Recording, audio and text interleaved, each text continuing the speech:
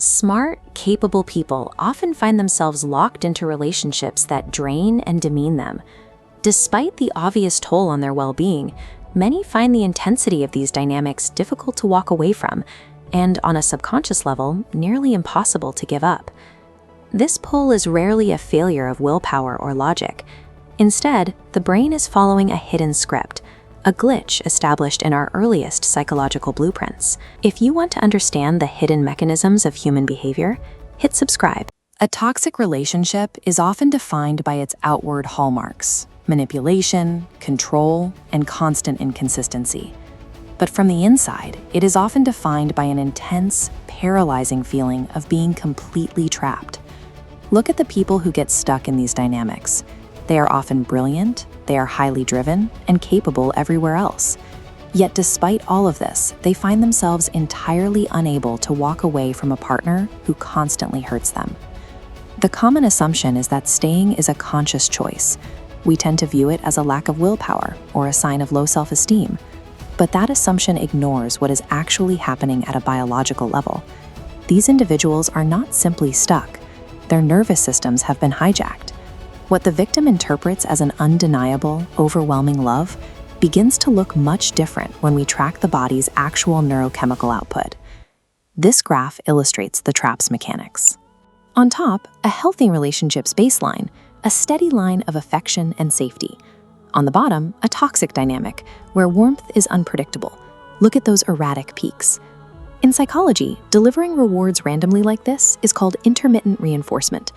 The behaviorist B.F. Skinner proved decades ago that this specific pattern is the absolute most effective way to condition a persistent behavior in any subject. When you never know exactly when the next moment of kindness is coming, your brain reacts by flooding your system with dopamine. And it does this not during the reward itself, but in the anxious anticipation of it. This erratic dopamine loop forces the brain to become obsessed with chasing the partner's affection. It relies on the exact same mechanical loop that keeps a gambler pulling the lever of a slot machine. That unpredictability builds a compulsive, biological drive that is vastly stronger and harder to break than consistent safe love. The trap deepens when the toxic partner initiates conflict, withdraws affection, or utilizes the silent treatment. In this visualization, the stress hormone cortisol spikes straight into the red, creating a state of physical panic. The nervous system desperately seeks relief. Then, the partner abruptly returns with intense affection. The cortisol drops. In its place, dopamine and endogenous opioids surge upward. Endogenous opioids are the body's natural painkillers. When combined with dopamine, this sudden reconciliation creates a profound narcotic-like high that washes away the preceding trauma. The nervous system internalizes a very dangerous lesson. The exact person causing the life-threatening panic is the only biological antidote capable of curing it. Under normal circumstances, physical closeness and safety trigger the release of oxytocin, the hormone responsible for building trust and intimacy.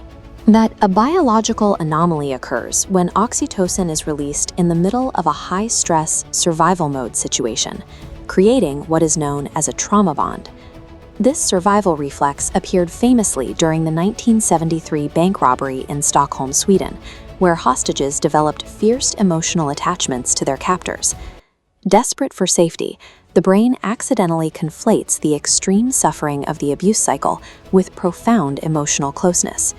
That persistent inability to leave comes from an evolutionary survival mechanism working exactly as designed. It's just responding to the wrong threat. Breaking that bond initiates a severe neurochemical detox. The agonizing grief experienced in those first few weeks is the body going through acute physical withdrawal from the familiar cortisol and dopamine loop. Survivors frequently report feeling entirely numb or empty.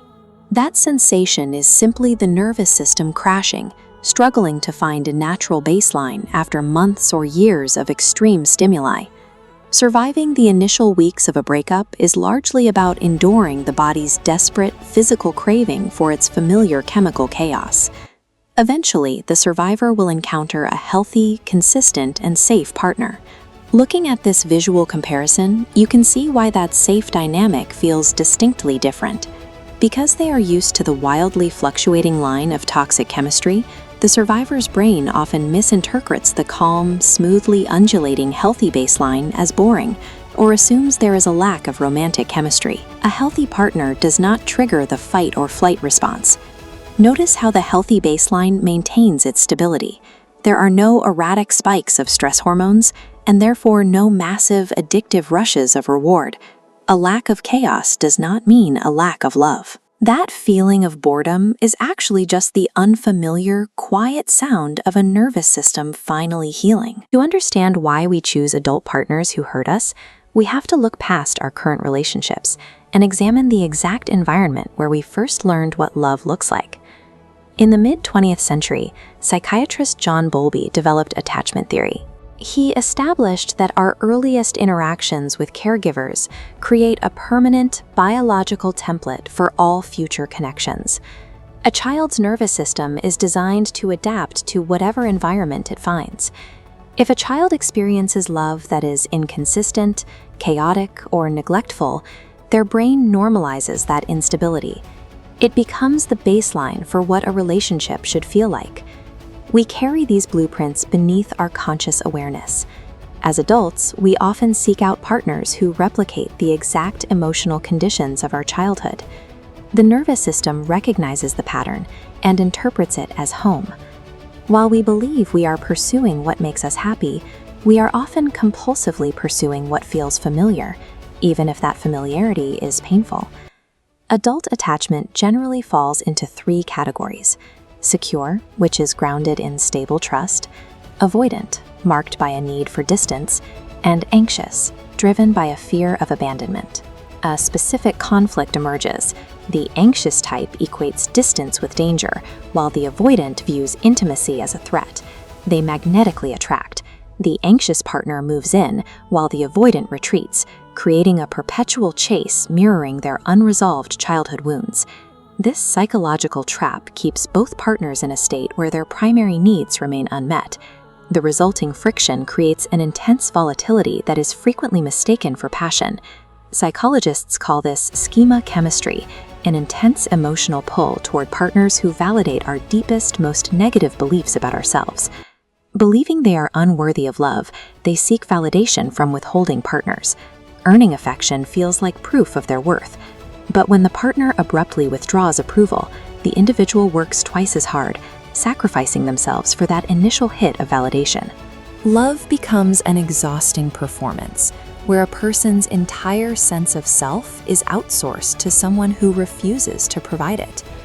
Toxic relationships often follow a predictable playbook, a cycle of idealization, devaluation, and discard. In the idealization phase, the partner showers the victim with intense affection. This behavior floods the brain with a massive, intoxicating reserve of dopamine and oxytocin. During devaluation, the warmth is replaced by criticism and emotional distance. This sudden shift triggers a massive spike in cortisol, plunging the victim's nervous system into survival panic. Behavioral psychologist B.F. Skinner discovered that unpredictable rewards create the strongest possible psychological addictions. He called this intermittent reinforcement. In a toxic dynamic, the random return of affection acts like a slot machine payout. This unpredictability creates a biological dependency known as a trauma bond, which is reinforced every time the abuser provides relief. This biological dependency on the relief from the abuse creates a cycle that is often harder to break than a physical addiction. Inside a trauma bond, a specific neurological distortion occurs. The brain mistakes the adrenaline and cortisol of survival panic for the butterflies of romantic passion. A healthy relationship looks like a steady, glowing light, providing safety and stability. The toxic relationship is an erratic roller coaster. To a nervous system raised on chaos, the steady glow feels boring, but the roller coaster's intensity is a warning sign of danger, not true love. The danger of a toxic relationship is that it breaks your internal compass, causing you to run toward threats while running away from the safety you actually need. Escaping this cycle requires a shift in awareness, recognizing that the magnetic, all-consuming intensity felt toward a partner is often a trauma response rather than a soulmate connection. By actively identifying and rewiring these internal blueprints, it is possible to change what the brain finds attractive. Breaking this subconscious programming allows a person to step out of the cycle and walk toward a secure, healthy dynamic.